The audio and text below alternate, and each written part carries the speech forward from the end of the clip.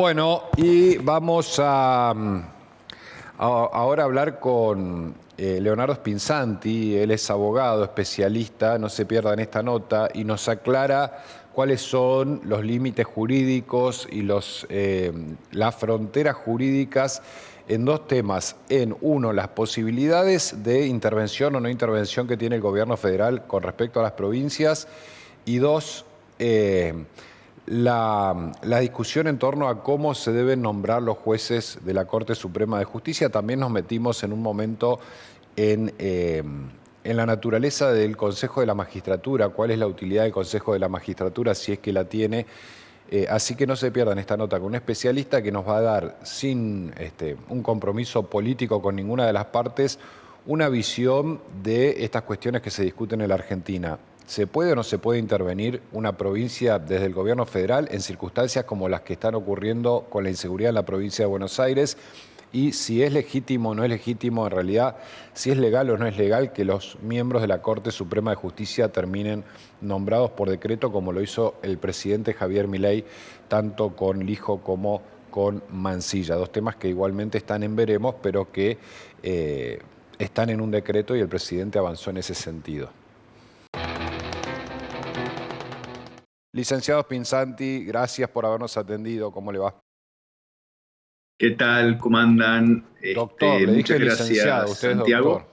Santiago. Gracias por permitirme estar en este espacio de opinión. Bueno, la primera pregunta, vamos a arrancar por Buenos Aires. ¿Se puede intervenir así, como lo planteó el presidente, una provincia por problemas de inseguridad en este caso? ¿Se apuró el presidente? ¿Qué dice el derecho en este sentido?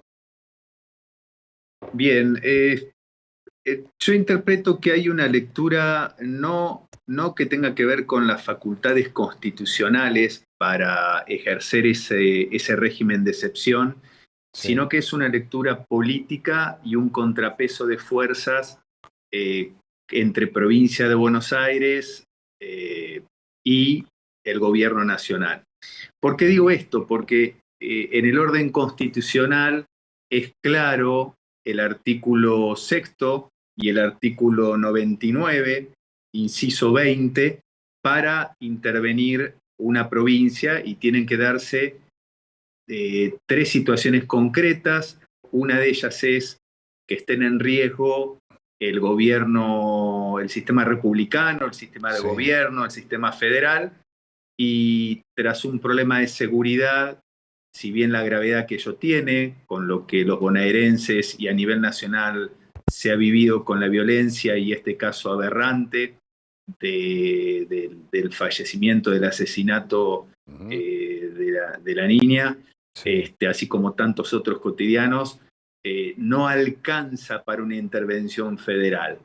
Tendría que estar requerida, sí, interpreto yo, políticamente por el gobierno provincial, ya que sus facultades como Estado tiene pleno gobierno de su Ministerio de Justicia, de Seguridad, de todos sus organismos y órganos que lo faculta la Constitución provincial. Es decir, Ujú. la manda constitucional o el permiso constitucional está dado claramente, que es justamente que esté en riesgo, repito, la jerarquía o el gobierno federal. Podemos repasarlo, voy a darle lectura para tener fresco el artículo. Dice el artículo sexto que el Sí. gobierno federal interviene en el territorio de las provincias para garantir las formas republicanas de gobierno, es el primer punto, o requerir o repeler las invasiones exteriores, que no es el caso, y a requisición de sus autoridades constituidas por sostenerlas o restablecerlas, si hubiesen sido depuestas por la sedición o por invasión de otra provincia. Es decir, ese requerimiento también tiene que estar avalado por dos puntos también que el mismo artículo da. Fuera de esa normativa, fuera de esas posibilidades, no existe alternativa constitucional que le permita al gobierno federal intervenir en el marco constitucional. Lo Sí. contrario sería un avance de las facultades del gobierno federal por sobre las prerrogativas o el derecho del gobierno provincial.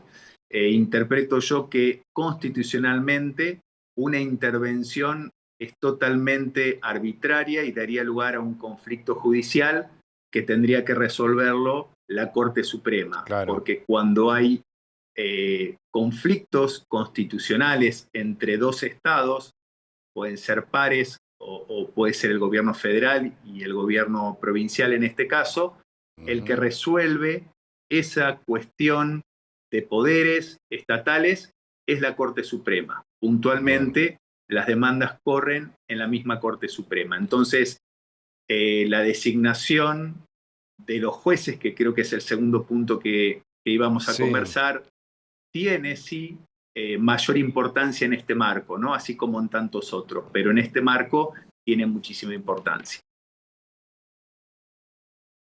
Doctor, yo recordaba recién lo de Catamarca con el caso María Soledad Morales. Ahí uno podría interpretar que sí se justificaba, digo, tal vez la explicación técnica tenga que ver con que el propio poder de la provincia estaría involucrado o estuvo involucrado. ¿Puede ser? Si recordemos, yo hacía un análisis de, luego de la reforma constitucional del 94, cuáles fueron las intervenciones. Todas fueron durante el gobierno de Carlos Saúl Menem, durante Sí. el periodo de Carlos Saúl Menem. Uno fue el caso María Soledad, pero ahí la coyuntura fue diferente porque hubo un permiso, si se quiere, una conformidad del propio partido al cual pertenecía el presidente Menem, no, digamos que la oposición permitió o avaló esa intervención federal. Ujú. Pero no fue como en este caso, que habría claramente dos posiciones políticas bien opuestas.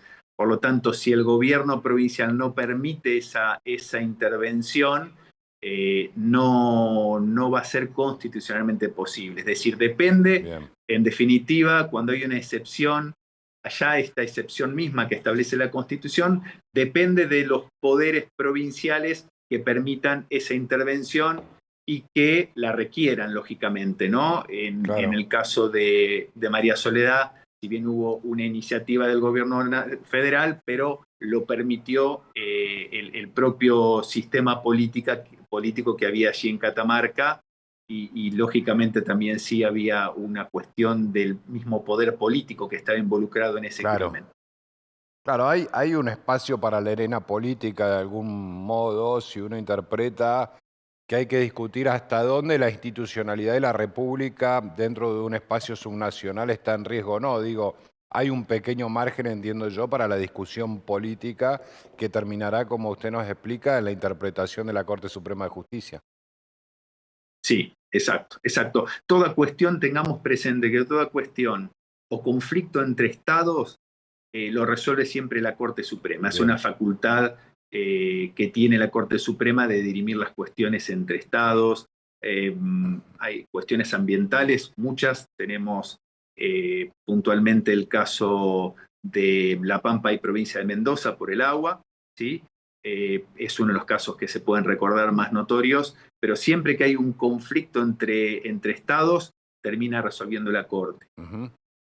¿Qué De todos pasa modos, con la insisto, licencia? no tendría Sí.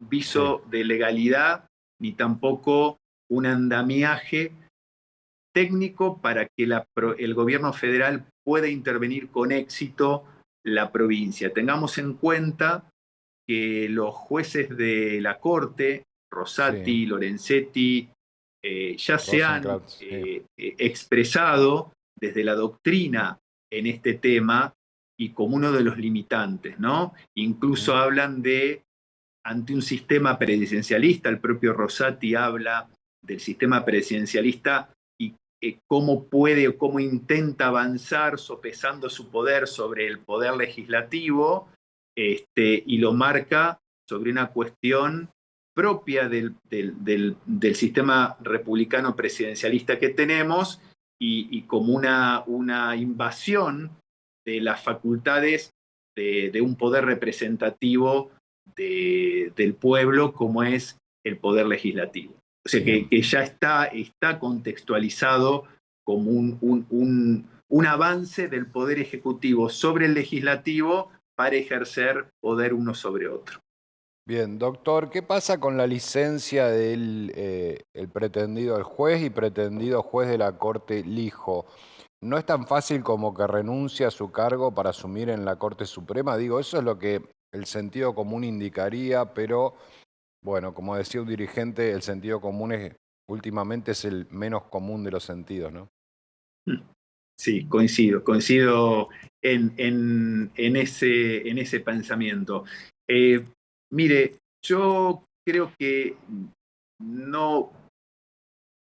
¿Qué sentido tiene la licencia? Es que el puesto que va a ocupar el nuevo ministro es provisorio por un año, si es que Sí. no lo ratifica el Senado. La Constitución acá también es clara, surge también del 99, inciso 4, inciso sexto y 99 de la Constitución, inciso 19.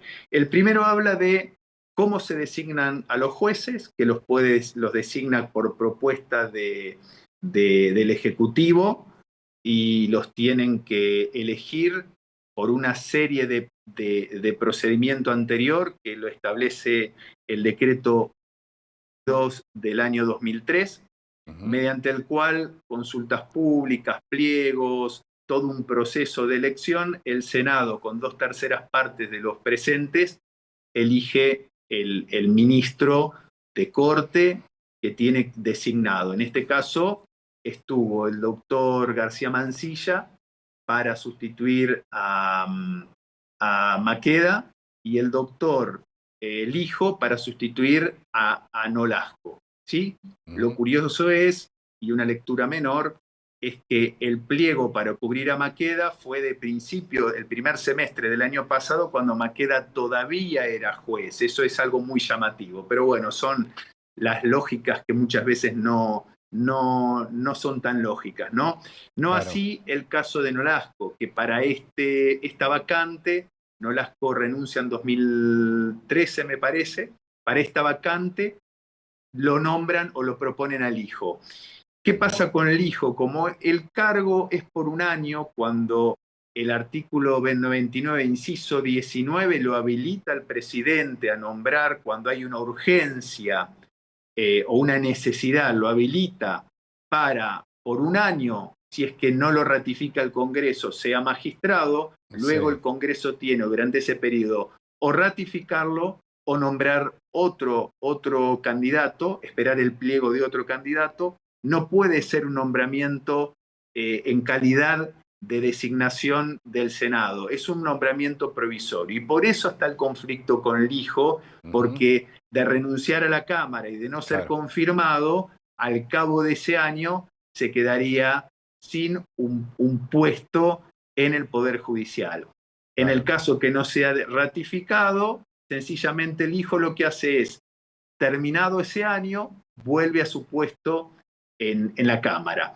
Ahí Bien. está el problema de la coyuntura de cómo quedar cubierto ante una no ratificación, que es muy probable que no lo ratifiquen, porque tiene muchísimas impugnaciones que tienen que ver con su condición moral y ética en el ejercicio de la magistratura. Ujú. Esa es la diferencia en relación a García Mansilla, que en realidad sus imputaciones o sus impugnaciones tienen que ver con su postura frente a ciertos estamentos del derecho, ciertas cuestiones constitucionales del derecho, producto de su trabajo académico.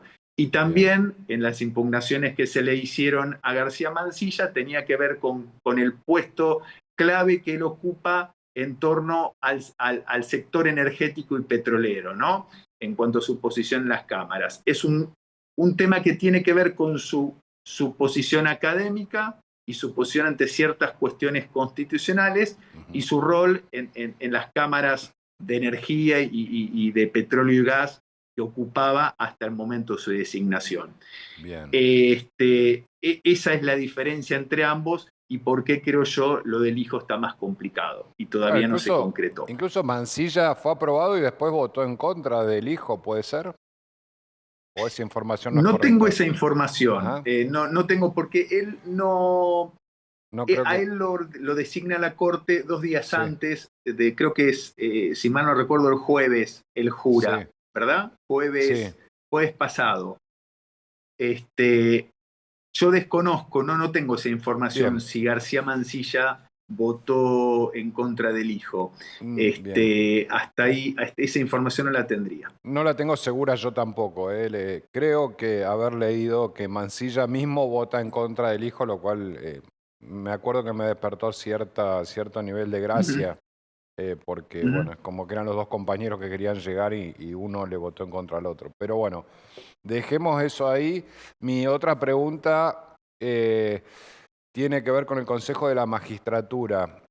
¿Sirve el Consejo de la Magistratura? Nosotros acá en Neuquén tenemos un caso bastante particular donde está inhabilitado por una presentación en el Tribunal Superior para evaluar el comportamiento de los jueces. Es medio raro, un Consejo de la Magistratura inhabilitado para tal vez una de las funciones más importantes. No sé qué piensa usted en términos generales de esa institución, ¿no?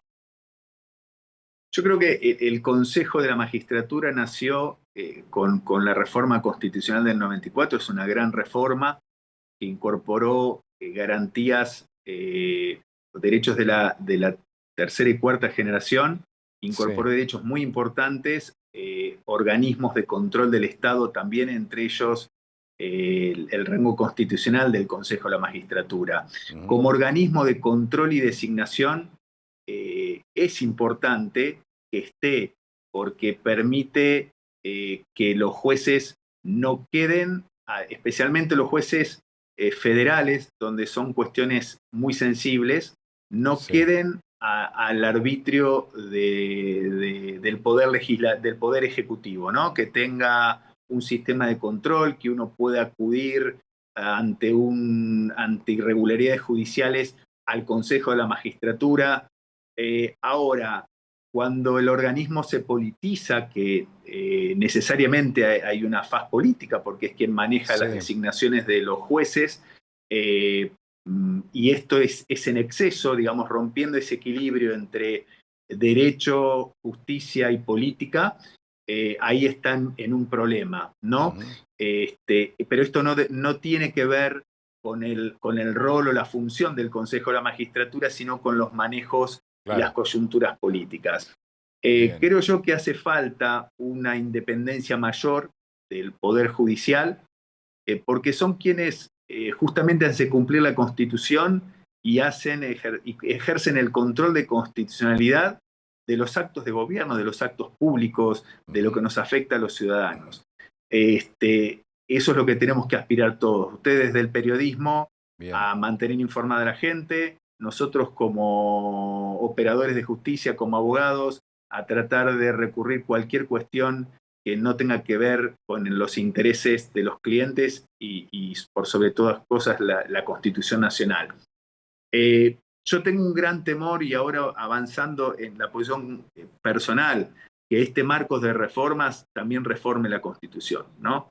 Es ajá, el temor que le tengo a un avance en mayorías con estas próximas elecciones. sí, Porque, y ustedes sabrán como periodistas, incluso mejor que yo, eh, que lo que ha ocurrido después de 94, muchos de los controles y los topes que ha tenido el poder político ha ujú, sido por el marco constitucional. sí, Ese control de convencionalidad que hay y que esperemos los nuevos magistrados no lo pierdan, es importantísimo porque marca desde bien, cuestiones de familia privadas hasta cuestiones de políticas públicas. Entonces, eso es con la incorporación del artículo 75 en la sí, Constitución del 94.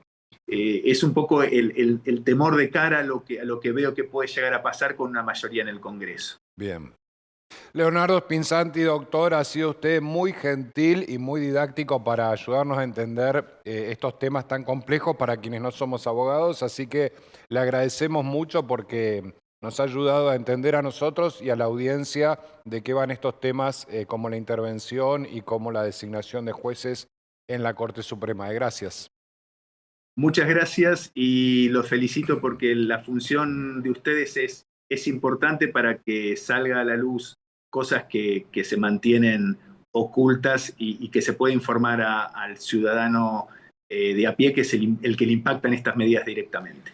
Muchísimas gracias, un abrazo grande. Muchas gracias. Un Gracias, gran abrazo. doctor Leonardo Spinzanti. Bueno, y así llegamos al final de otro dato. Espero que lo hayan disfrutado tanto como nosotros. Estuvimos hablando con el presidente del PRO en la provincia de Neuquén, el diputado Marcelo Bermúdez, también con Spinzanti, Leonardo Spinzanti, el abogado especialista que nos ayuda a interpretar y a entender mejor de qué va toda la discusión política / jurídica que hay en nuestro país en torno a los temas, sobre todo en estas relaciones de poder entre la Corte Suprema, el Ejecutivo, la provincia de Buenos Aires. Nosotros nos vamos despidiendo, llegamos así a las 10 de la noche y nos encontramos de nuevo con todos ustedes a las 21 el próximo jueves, como cada semana aquí en 24/7, Canal de Noticias. Buenas noches. Neuquén Informa. Noticias destacadas. El gobernador Rolando Figueroa y el intendente de Villa Pegüeña, Arturo de Gregorio, firmaron un convenio para la financiación de la tercera etapa del circuito agreste interurbano, que permitirá completar 1 kilómetro de veredas y ciclovías. Acompañándolo en la transformación de Villa Pegüeña, una villa que crece, una villa turística que siempre demanda que nosotros tengamos nuestros senderos, espacios para que la gente haga recreación, que estén en condiciones. Esto tiene que ver con la tercera etapa que vamos a hacer de esta bicisenda y este sendero para que la gente pueda caminar. Creo que es muy importante también que desde los gobiernos locales y junto a todo el equipo del gobernador podamos seguir trabajando para que nuestras localidades se desarrollen de manera equitativa y en cada rincón de la provincia. Más información en neuqueninforma.gov.ar.